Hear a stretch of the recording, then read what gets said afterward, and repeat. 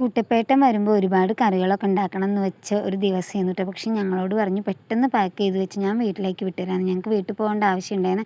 അപ്പോൾ ഞാൻ തട്ടിക്കൂട്ടി ഒരു ഉരുളക്കിഴങ്ങ് മസാല വീഡിയോയിൽ കണ്ടതായിട്ട്, ഒരു യൂട്യൂബ് വീഡിയോയിൽ കണ്ടത്, അത് ഉണ്ടാക്കാമെന്ന് വിചാരിച്ചു.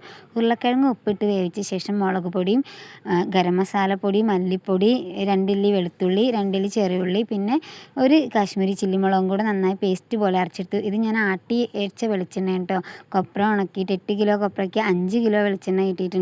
നല്ല ശുദ്ധമായിട്ടുള്ള വെളിച്ചെണ്ണയാണ്. അപ്പോൾ ആ വെളിച്ചെണ്ണയിൽ ഈ അരച്ച് വെച്ച മസാല നല്ലോണം മൂപ്പിച്ചെടുത്ത ശേഷം അതിലേക്ക് നമ്മൾ വേവിച്ച് വെച്ച് ഉരുളക്കിഴങ്ങ് ഇട്ടിട്ട് കുറച്ച് വെള്ളം ഒഴിച്ച് നല്ലോണം വറ്റിച്ചെടുക്കുക ചെയ്ത് നല്ല അടിപൊളി മസാല. എന്നിട്ട് ഈ മസാല ഉണക്കൽ മീൻ വറുത്തതും പപ്പടവും തൈരും ഒക്കെ കൂട്ടി ഒരു പിടി പിടിച്ച ശേഷം ഇതാ ഞങ്ങൾ വീട്ടിലേക്ക് പോകുക കേട്ടോ. ഈ റോഡ് കണ്ടോ, ഇത് വളാഞ്ചേരി, കോട്ടയ്ക്കൽ, തിരൂർ ആ ഭാഗത്ത് കൂടെയുള്ള റോഡാണ്. ശരിക്കും മനസ്സിലാവുള്ള റോഡൊന്നും ശരിക്കും തിരിച്ചറിയാനേ പറ്റില്ല.